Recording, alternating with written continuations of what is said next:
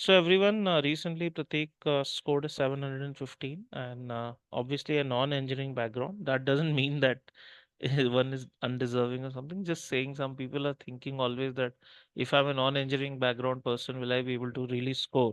Very heartening to see that his data insights score is 99th percentile. Usually people are not striking 99 or 100 in DI. So Prateek, I'll stop the screen share and please start your camera and Yeah, then sure. hi. Thank you. So I do not know much about your journey, Pratik, because this is the very first time we're interacting. So I'll be very interested in knowing how you started and what the aim was. How did you study? What were your weaknesses? And just take us through the journey. So I joined your classes on 31st of December.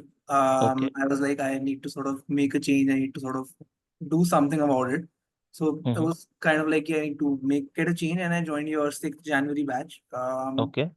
Even though I couldn't really keep up with the live classes, I sort of shifted uh, to the recorded batch mode because I mean I was having like 12-hour work days every Mm-hmm. week. So I mean I couldn't get the time to do the pre-work and post-work, which was like very, very important. Right. So I sort of shifted to that, and then even then, I mean I wasn't able to get the continuity. But then like after March, the work sort of lightened up a bit, and I sort of used my annual leaves in June. I took Mm. a 2.5 week break, and that's when I really just went all in about it and just gave So my you believe 2.5 months of solid prep is what you'll attribute it to, right? yeah. Roughly. After March, I started studying like full in depth. I mean, I'd done almost all of the classes, but like I just gave that 2 months of 2.5 months of time for myself to just practice Right. everything and all. Right, Pratik. Also, just take us through your journey with each of the subjects. What were your strengths? What were your weaknesses? And how you actually fixed your weaknesses, whatever they were. Yeah, with the which content, then which PDFs did you practice, portal, etc. Whatever it took you to fix that. Yeah. So I was like quite unsure how it's gonna go. So I was like, I'm not gonna leave anything. Like everything that you've given us as content, I went through everything. So there Mm-hmm. isn't a single mock on your portal which I haven't gone through. There isn't a Okay. single PDF which you gave which I haven't read. So Wow. That's great. that's Very rare though. I'm Yes. not gonna let anything go to waste. So I'm Mm-hmm. not gonna give a reattempt. So I was like, I'm gonna give it all in one go. Mm-hmm. Uh, During the prep, I was unsure about the quants quite a bit because the level of questions which is there is quite good in Mm-hmm. your mocks and within your PDS as well. So I was like, okay, I mean, but I also got to realize through the GMAT portal mocks that okay, maybe it's not going to be that difficult. Mm-hmm. Uh, and like I was towards the end, I was able to solve the difficult questions as well, which were there in the mocks. Mm-hmm. Uh, so as a result, the quant section went really well for me. I mean, I got Right. question wrong, and I mean, I was at 18th question and I had like 80 90 minutes left. So, Oh, wow. so I was like, okay. Then at that point in time, I was like, okay, why am I rushing so fast? And then I was Mhm. like, okay, I should have gone a little slower. I hope I haven't made any mistakes and all of that. So then I just paced myself and I got just one question wrong. Only one mistake in quant. Yeah, and that's a Right. permutation question which I still don't know how to solve. I mean, I've forgotten Okay. part of the question, but yeah. Apart from this, verbal, I think Octave really helped me. Uh, Mm-hmm. it, I mean, there were passages which I was able to understand. I've also gone through the KTW videos, Mm-hmm. so I was able to understand a lot of passages and solve them with the knowledge that I had. But like there was this one area which I was dreading the most, which was, I mean, if they give me an arts passage where they put in some French authors and all of that, that's Mm-hmm. the part which I wasn't sure about, and that's the passage which I got. So You and that, got. yeah, I got that very long passage, and that's where I didn't really get the passage, but I was able to get some questions right. So Okay. that Mm. really, I think, because of Octave, and that sort of saved my score. I think because if I hadn't gotten that passage, like a few questions correct in that one, then it would have gone now. All right. And that means even if you don't fully understand, as has been echoed by many students in the Yeah. past, there's a very strong chance that you can get most of it or some of it right using Yeah. the technique. I was able to eliminate the options and then just come down to two options which were sort of Mm-hmm. like correct ones. and then I just had a go at them. I didn't understand that one particular passage at all. Yeah, that's gonna be the case for most people whenever they talk about RC. Talk Mhm. about CR and data insights, data sufficiency, everything, and how you overcame if there was a challenge. Quant wasn't really a challenge, as I understood, but tough questions in quant were a challenge, right? When a basic quant wasn't a challenge for you, it seems. Yeah, basic one wasn't a challenge. The tough question were like, okay, there was something unique which was going on Hmm. in the solution. So I was like, okay, I haven't thought about it that way. Hmm. So that was a little bit of a challenge. All right. Means yeah, I mean, I had a decent accuracy in the beginning only. I had Hmm. 50% accuracy, which wasn't like bad, but wasn't good either. But like, it was something that I could work on. Right. And towards the end, I was able to get it up. I did make a few mistakes in the CR as well, but I mean, luckily, I think it was in the difficult and later part of the GMAT where the questions had sort of gotten a little tougher. Right. Yeah, I wasn't penalized that much. Hmm. In terms of DI, I think you have that those three PDS which sort of Right. you just take your own pace and just see the variety of questions. I think that really helped me because I Hmm. mean my DI score wasn't that great before that. And then Hmm. I just sort of paced myself, had a good look at the type of questions which are there, Hmm.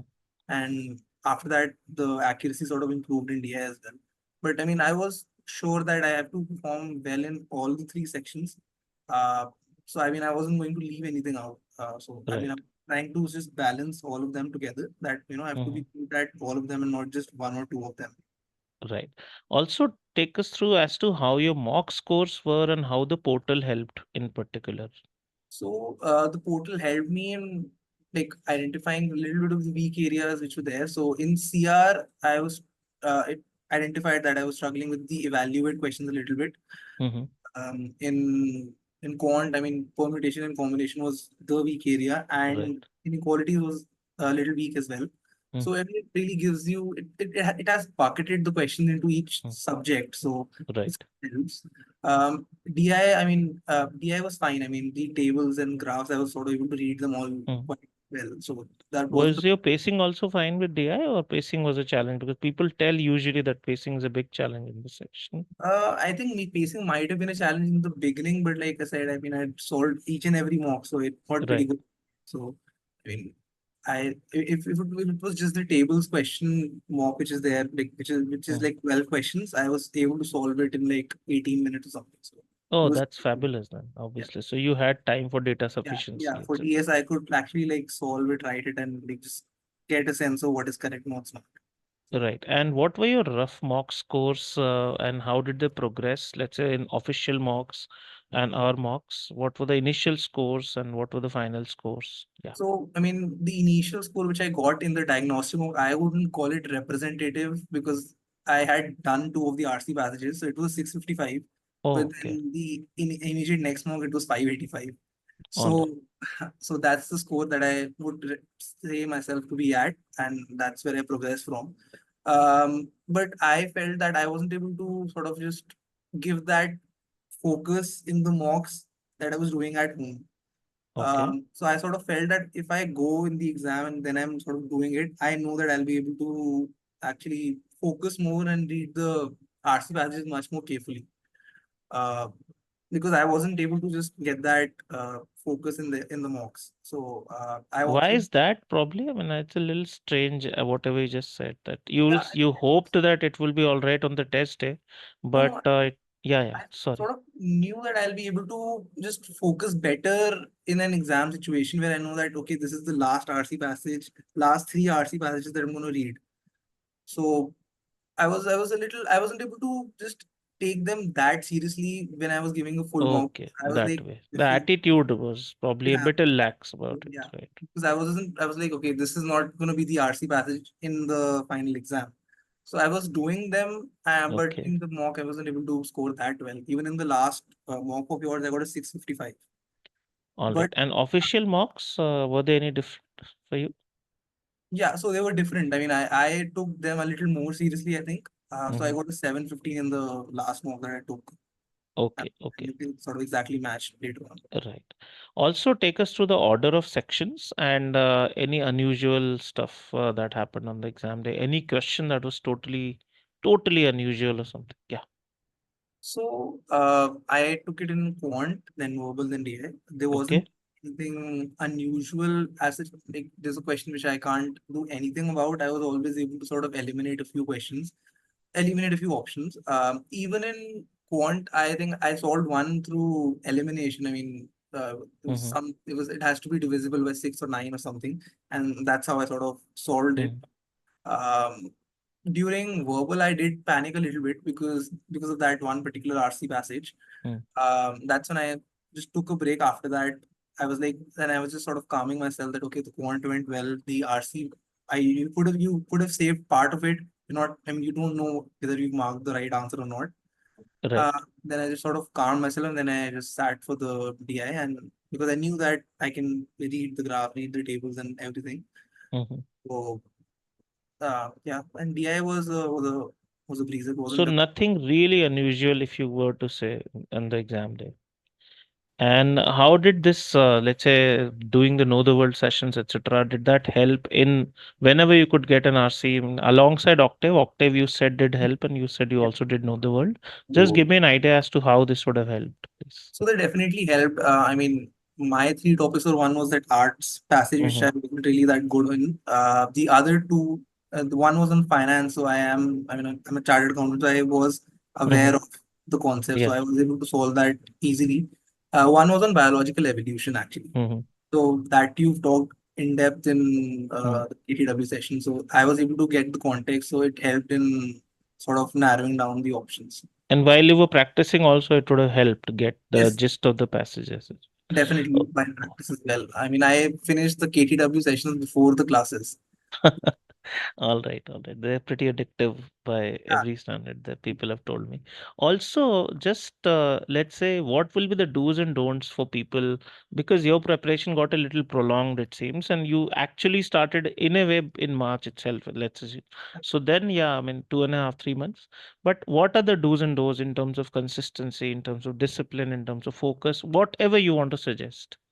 So one is the classes. I mean, the classes are helpful only if you've done the pre-work and you're also doing the post-work. So that's where I because my work got too hectic at that point in time, that's why I took a step back and I said that I'll come back to it in a month when this project ends because it was a very hectic Mm, project.